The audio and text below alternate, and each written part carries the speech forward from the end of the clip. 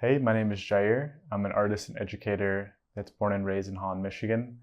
As part of a partnership with Masa Center, this past summer they've been helping us out with programming here at a place that's in my backyard called The Garage.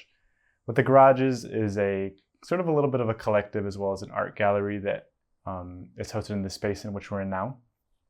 We do a bunch of different events, mainly exhibitions, and this past summer we've been getting into art education. Fundamentally, I see the space as being a mixture of Latino and Chicano culture as well as art theory. This is the second summer that I've been running the space, and originally the space was really informed by contemporary art theory. Particularly, it was interested in this idea called the production of space, which is the idea that folks create space, and in turn that space creates people to fill it.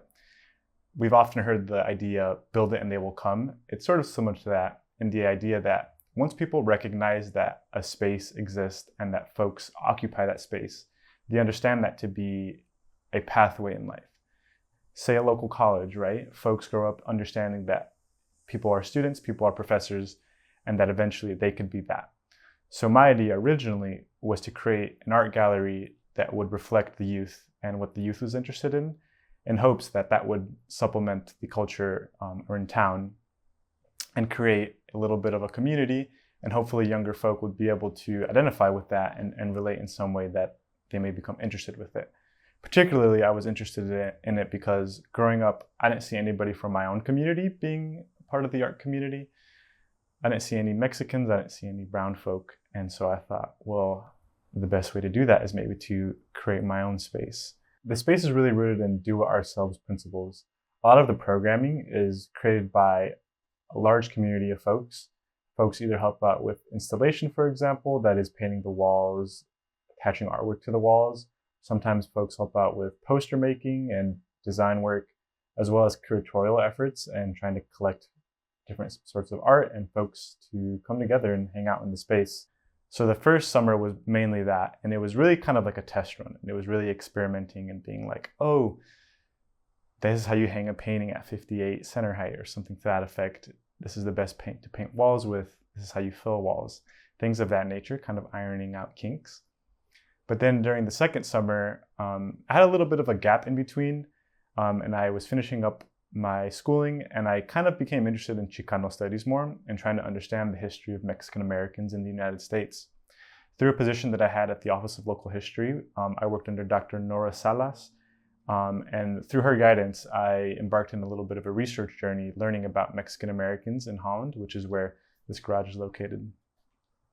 I came to realize that there were actually Mexican Americans in Holland for around 100 years, which to me, at the minimum 100 years, which to me was really, really fascinating, because I think in terms of Michigan, Holland is probably the city that holds closest to its cultural heritage, meaning its European or Euro-American heritage. So to kind of see that there were Mexican Americans in and around of Holland became very powerful and enlightening for me. From that though, I began to become more interested in sort of Mexican American aesthetics and the things and ways in which we decorate and conceive of things that we may think to be beautiful. In particular, I'm really interested in this idea of rascuachismo, which is a little bit more of an attitude, but it manifests itself through visual culture. It's this idea that folks create things outside of sort of an arts context, and then they kind of exist. Rascuachismo really has to do with understanding that one person is an underdog in society, particularly in American society, in which brown people are largely underrepresented in positions of power and have historically been displaced. So with that understanding, folks kind of create things out of trash. And this it's visualized in art, but it also extends to other things like food. For example, in San Antonio, there was a paper I read that stated that tacos de tripa were originally invented in San Antonio by Mexicans and Mexican Americans that were taking the discards from meat factories. That's one of the ways in which Mexican Americans have this sort of ability to transform things that may be thought of as trash. And that for me is really keystone to the space itself.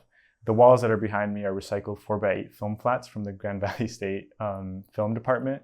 And the wall that is adjacent to it is also just made out of scrap that I found. but through a little bit of alchemy and the work of an artist, it can sort of become something completely different. This space is also influenced by sonidero culture and DJ culture that is really keystone in Mexican American culture. Growing up, my uncle was a DJ and he was a sonidero. And so literally as I was in the womb, my mom would be dancing and be going to all these events. And that left a really pronounced impact on me in the way in which people create community. During the second summer, which is the summer that we're currently in, and as I filmed this video, I became to understand that the form, which is the garage, which is largely group shows and a little bit of art education, I actually understood that and I'm attracted to it because of the way that I grew up and being surrounded with sonidero culture. My uncle, for example, would rent out the back of halls and the back of like gymnasiums and just kind of very odd one-off spots and invite sort of his friends that are sonideros from around town or just outside of town to come play shows. And they would each kind of have their own individual mix with their own individual style. And that to me feels very, very similar to what I'm doing here and sort of some of the shows that I do. For example, this past show called Arte Michigano, it was a collection of 7 artists coming together from different practices, and both folks that are maybe classically trained and folks that aren't classically trained, to have a sort of art show to give a platform to Mexican Americans, because particularly in the context of Holland, Michigan, Holland is situated between 2 great art cities, one being Grand Rapids, Michigan, and the other being Saugatuck. But unfortunately, it really lacks in the platforming of its artists in meaningful ways. There are a few galleries around town, but that is really for a particular audience who generally tends to skew towards older white folk. And so in making Arte Michigano, I was really interested in surveying the local area to see where are the Mexican Americans, where are the Latinos making sort of interesting contemporary work.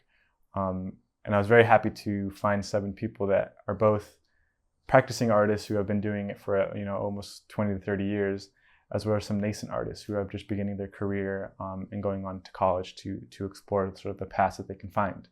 With that understanding, the space begins to feel a lot more like a production of Mexican American space and a production of perhaps what we may call brown space, particularly with the garage and backyard. Community events often happen in folks' backyard when it comes to Mexican Americans. You can think of like carne asadas and things of that nature, bailes, little parties, quinceañeras. These things that kind of happen in conjunction with food, and that's one of the really keystones to the space this summer. For Arte Michigano, we had a bunch of tacos there, and then for our upcoming show, which is set for August 31st, there's going to be sort of a potluck, because we believe that potluck culture is something that's really important to the Midwest. And so with that pairing, that's something we try to explore. Both food and art can be thought of as being really incredible things, but sometimes food isn't conceived of as art in that way. So we're interested in kind of having an expanded notion of art, one that includes not just paintings, sculptures, and things of that nature, but extends to food, it extends to backyard sculpture, it extends to clothing and things of that type. In its current state, the garage really has a adjacency with a lot of art students. Myself, I went to Grand Valley State University and I was in the art department, so a lot of my friends kind of come from that end.